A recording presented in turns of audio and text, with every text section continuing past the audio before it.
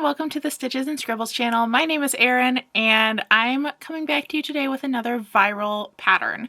So this is a pattern that I saw appear for a while last year. It was popular on social media and I'm seeing it kind of pop back up again this year, especially on TikTok. I'm filming this starting on January 21st, 2025. So I'm currently seeing it in quite a lot of places. I've seen it on Instagram. I've seen it on Pinterest occasionally as well. And that is the Sophie scarf. Here's the issue I have with this already.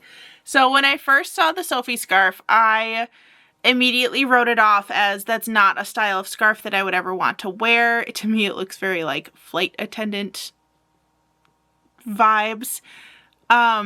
But then I saw somebody wear it in their hair as a headband, and then I was on board. So I am going to be making the Sophie scarf today.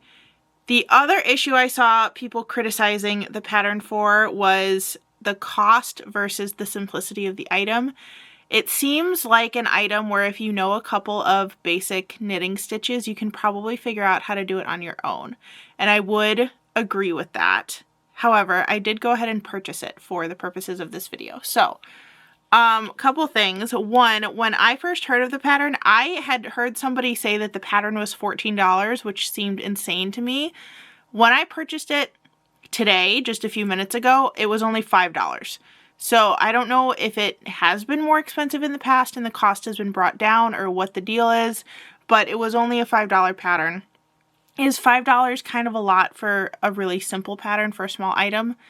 Yes, but considering that the designer is a fairly prolific designer and very well known, it's not terrible, or not as bad as I thought. The pattern's by Petite Knit. She does a lot of patterns. I've never made one of her patterns before, so this will be my first time kind of venturing into that realm. Couple things I'm noticing about the pattern so far, and I have it on my computer behind the camera, which is what I'm staring at. It calls for sock weight yarn held double. And already I want to make some alterations to the pattern because I don't want to hold my yarn double. I want to hold it single ply. And I'm questioning a little bit how I'm going to do that. I have seen people online say that it's pretty easy to just start the pattern and check your gauge every so often and make it according to whatever yarn and needle size you have. So I think I'm gonna go for that. This isn't a piece where gauge is gonna be super important, like if it's slightly wider or slightly narrower or slightly longer than it's supposed to be, that's not really gonna hurt the design. So I think I'm just gonna go for it. So the pattern calls for 3.5 millimeter needle. That was a lot of messed up words in a row. The pattern calls for 3.5 millimeter needles. I have 3 millimeter needles, or maybe they're 3.25. Mine don't have, no, they must be 3 millimeter. Because that's where it like gets stuck and doesn't go through. The 3.25 is a little bit too big. I'm using a knitting gauge right now because these needles don't have a label on them. And I am going to be making this actually for an event at school. We are doing Catholic Schools Week in just a little bit. If you don't know what Catholic Schools Week is, it's usually, at least in my area, I think it's national, but in my area, it's the week that crosses from January into February, so the last week in January. And there's themes for every day, and one of our themes this year is a red, white, and blue day, which I have mixed feelings about, but I do have a Holiday House Taylor Swift t-shirt that I would like to wear again, so I thought having a bright red headscarf or little tie to tie in a bow around a bun would be really cute. So I figured, why not make the Sophie scarf for that purpose? I do already have several plans in my head of more that I want to make, so this is going to get real interesting. Here's the issue with using this yarn. I actually need this for a pair of Taylor Swift socks, but this is not going to be the main color. This is a contrast color, probably for the cuff, heel, and toes, and maybe a little bit of a color work design. You can leave your guesses below what album you think this is for. It's not obvious or anything. So I do need to reserve a little bit of this yarn for that project. So I'm going to be really careful to weigh my yarn as I go to see how much I have left and try to reserve at least 30 grams of yarn for my other project. The pattern calls for 20 grams of yarn held double for the small, or 25 for the large size. So I should be good even with it being held double. That would only take 50 grams. No, that has to be wrong. Maybe, I don't know. We're just gonna have to get started and see how it goes, but I will be weighing it as we go to make sure that I have at least 30 grams left, because I know that that's what I need for the socks. Let's go ahead and dive in to this pattern.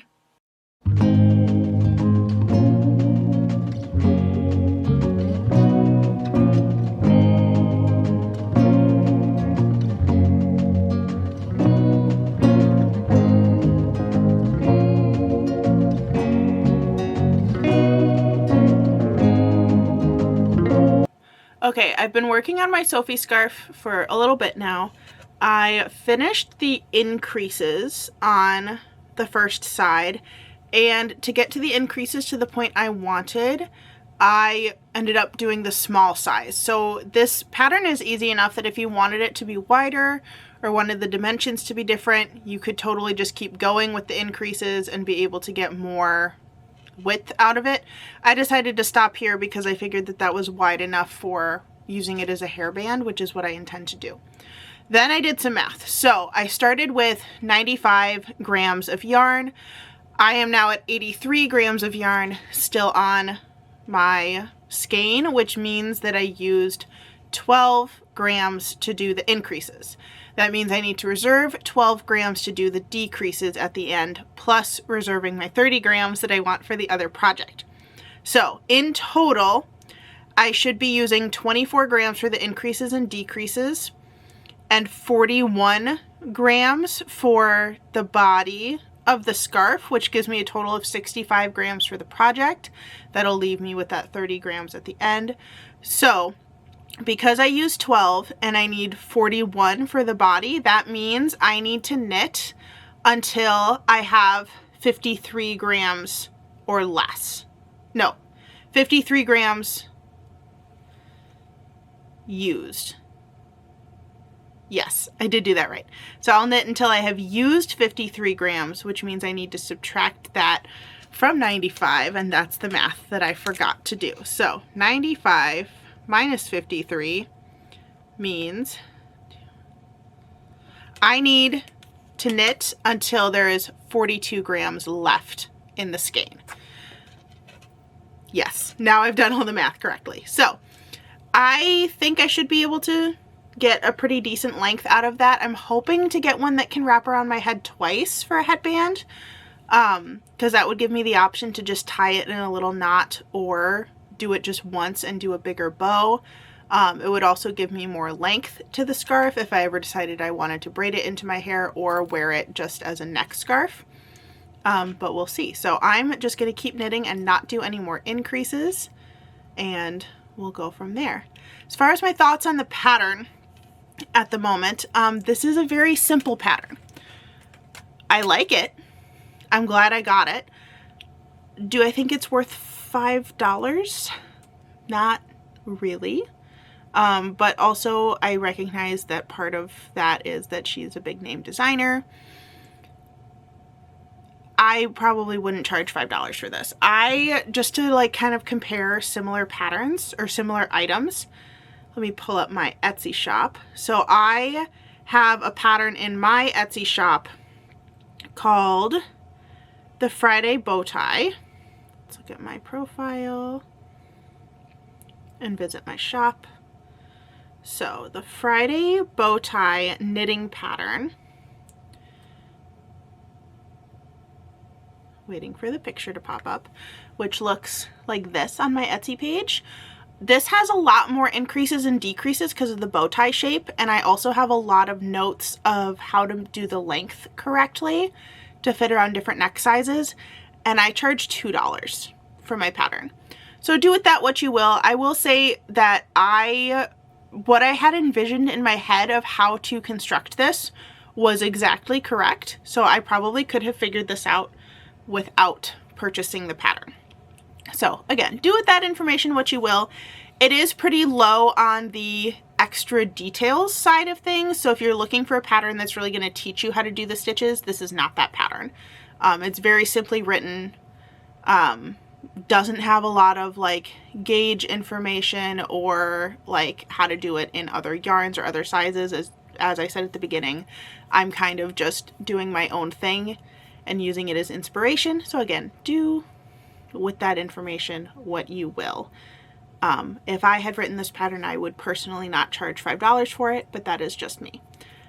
With that being said, I am going to keep knitting it because I do actually love the product that I'm getting out of it. So let's keep knitting. Might be partially off camera because I think I'm going to take this project with me to a trivia night, but I'll pop in here and there with some clips as I'm working on the body of the scarf. All right, I worked on this project at trivia a couple nights ago, and then the last couple mornings I usually have about 30 minutes to an hour before work where I just kind of sit, have my coffee, try to like weirdly unwind before the day starts, but it's more of a like getting in some quiet time before the chaos of working in an elementary school begins. So this is where I'm at on my scarf, and I realized a couple things. One, I currently have 71 grams left of this ball, so I still have quite a bit before I'm at the 41 grams remaining before I need to start my decreases. Second, I looked at the pattern a little more closely. In the pattern, you're supposed to do your increases and then immediately turn around and do your decreases. That is not what I did. I don't know how I missed that. I think just looking at the pictures of the pattern, I assumed there had to be a straight section with no increases or decreases. And that apparently was wrong. You're supposed to just like turn around and immediately do the decreases. Which I find kind of interesting, but that kind of makes sense looking at the pictures of why it's so short when you tie it around your neck. There's just like a tiny little section of the knot if you like double wrap it. But also I don't know how anyone's making it in the small size and having it fit like double wrapped around your neck. Like, I'm just gonna hold this up. So like that, I guess like if it was really stretched, it would make it 2 times around my neck, but that seems really small. Granted, I did like technically do the small size with where I stopped for the increases, but even with the large size, that seems like it would be very tight, especially if you were trying to knot it. So I am a plus size person, so that needs to be taken into account, but either way, that leaves a question of size inclusivity on this pattern. I'd be curious to see if any of Petite Knit's like sweater patterns go into plus sizes. Actually, let's look at that right now since I have Ravelry up on my computer. Let's just pick any of her sweater patterns. Let's look at the Alfred's sweater. Oh, that's a kid size. So not that one. Is there an Alfred's adult sweater? Let's... Maybe the Amy sweater? Let's look at the Anchor tee. I know that that one goes to adult sizes. So it goes... Okay, it does say that it goes up to a 5XL. So that's pretty good. I'd be curious what their plus sizes actually look like in terms of measurements, but up to a 5X is actually pretty good. And that pattern's $7.29. So that feels a little bit better. It still is like leaving me with the, why is this pattern $5 when a sweater pattern that has multiple sizes, more increases and decreases, more directions, I would assume, because it's a sweater, is only $2.30 more than just this. I don't know. I was not in charge of pricing for this pattern, but those are my thoughts so far. I am really loving working on this, especially now that I'm on my section where there are no increases or decreases, which I apparently just made up. But it's becoming a very relaxing knit. I do want to keep going with where I'm at, because I would like it if it could wrap around twice and have a little bit more of a tail. If I'm wearing it around my neck, and same thing around my head. I'd like it to go at least 2 times around so I get like the full headband effect. I feel like then I could pull it over my ears as well if I wanted for warmth, but that's where I'm at right now. So I'm just going to keep knitting. I've been really enjoying knitting while listening to audiobooks with this. I did just start a new one. I'm not entirely sure how I feel about it yet. It was kind of a slow start, but now that we've gotten into the mystery, I like it a little bit more. But I'm reading the Alewives. It might be just Alewives. Let me look at who it's by on my Audible account. The Alewives by Elizabeth R. Anderson. It is a medieval era mystery about 3 women who decide to brew beer for their town, which was a little bit controversial at the time. But so far, I like the characters. I like the kind of funny banter going back and forth between them. You didn't think you were going to get a book review in this video, did you? I'm definitely glad I'm reading it as an audiobook. It is a fairly short book.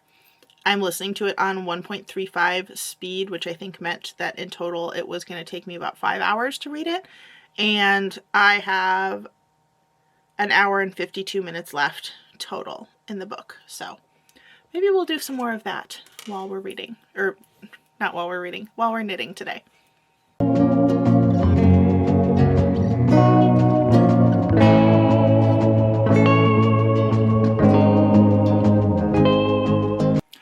I just weighed my ball of yarn again, and I have 51 grams left, but I think I'm at a good length on my scarf, so I'm going to go ahead and start doing the decreases.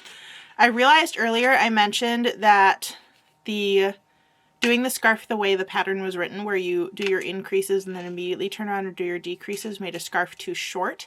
I forgot that I used a different weight yarn and a different needle size than what it calls for in the pattern, so it's probably fine. I just realized that after the fact.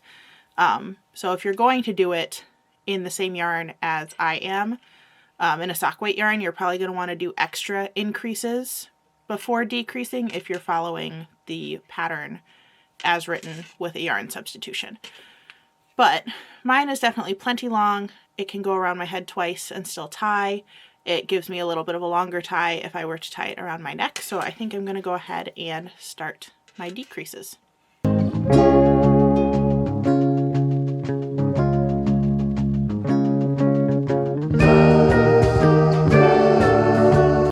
Alright, I just finished my Sophie scarf. So you can see it's got a decent amount of length to it. I will probably wear it in my hair as a headband tomorrow for our red, white, and blue day at school. But I do actually want to start another one immediately. So first thing I got was some shorter circular needles in the same size. These just got kind of cumbersome after a while working on something so small and having the cord kind of hit my arms while I was working or things like that.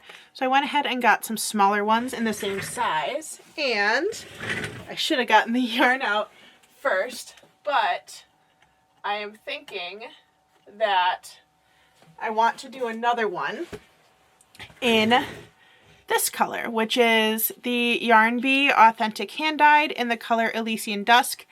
It's kind of like a pinky brown with pops of teal and yellow and some other colors in there, because I also have a Galentine's event to go to, and I think that this would be a really cute addition to the outfit because it's kind of summer camp themed. So if I can figure out a good way to wear this in my hair, I think I'm going to like having a pink one too. So I'm going to cake up that yarn and get started on Sophie scarf number 2. Okay, I just had to jump in real quick. I did start my next one, and the shorter needles were definitely a good call. Makes it a lot easier. But this is what my finished red one looks like on. I wore my Holiday House Taylor Swift t-shirt for Red, White, and Blue Day at school. And I'm going to be taking this to my craft club tonight to work on. I will probably change because wearing something this patriotic in not 4th of July season feels a little weird. But I do really like how the scarf turned out, and it was a really fun addition to a school dress down day.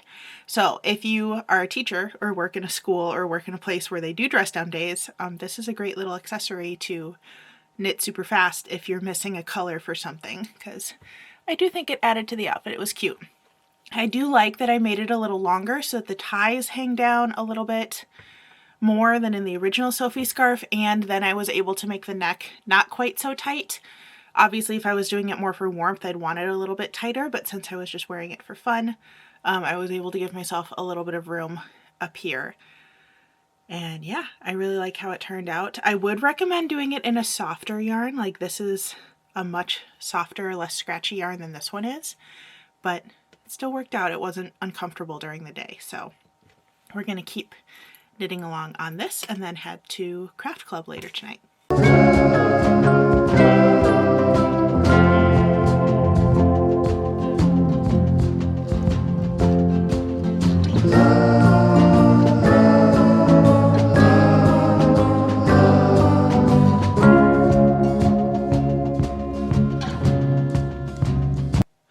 All right, I have finished my second Sophie scarf. I really love how this one turned out with the variegated yarn. I think it's a really cute look. And I wore it with the sweatshirt for a Galentine's party, and I'm going to wear it to school as well for actual Valentine's Day, which, as of filming this, is in just a couple days. I love this pattern. I actually already casted on another one and just made it a full-size scarf. So I basically used the increase pattern so that I would still have a tapered end. Got it to the width of a traditional scarf, and I'm just knitting it straight for a while. And then I'll taper on the other end as well, just like I did with this one. I'm not going to finish that one in this vlog. I think it's time to wrap this vlog up a little bit because I could clearly keep making these forever. Couple things that I wanted to end on as far as notes about how I felt about the pattern, what I ended up doing. I think I said this already, but again, I will restate. If you think you can figure out how to do this just from the picture, you can definitely figure out how to do this. I still think that this pattern is not worth $5. Comparing it to other patterns I purchased in the past, I've purchased sweater patterns for $5.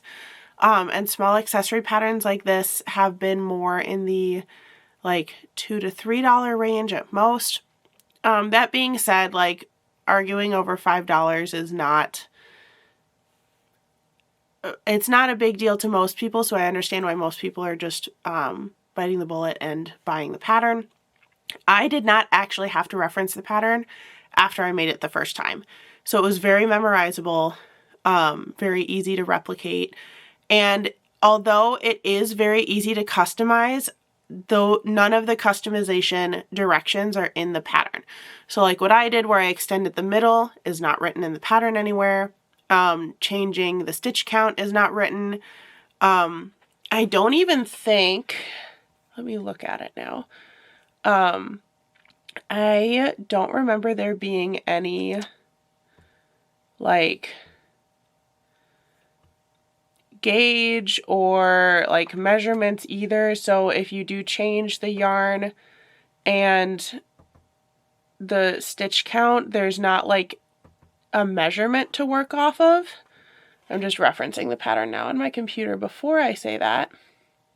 Okay, it does give you an approximate length and an approximate width, but no specific directions to do it with a different yarn. So it does give those measurements and it does give a gauge.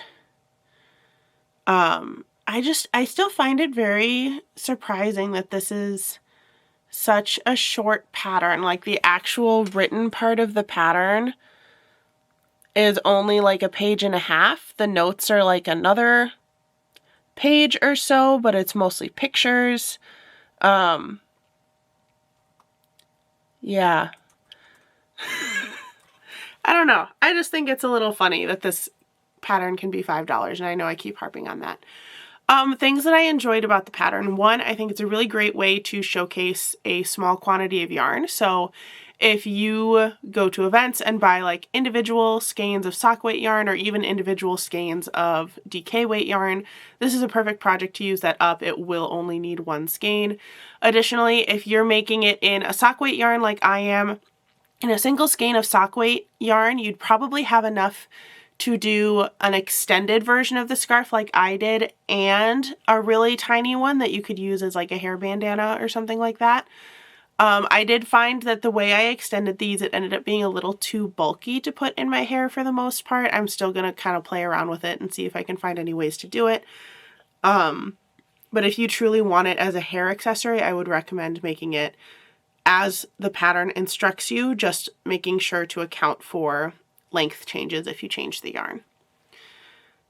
I don't know if I have anything else to say about this.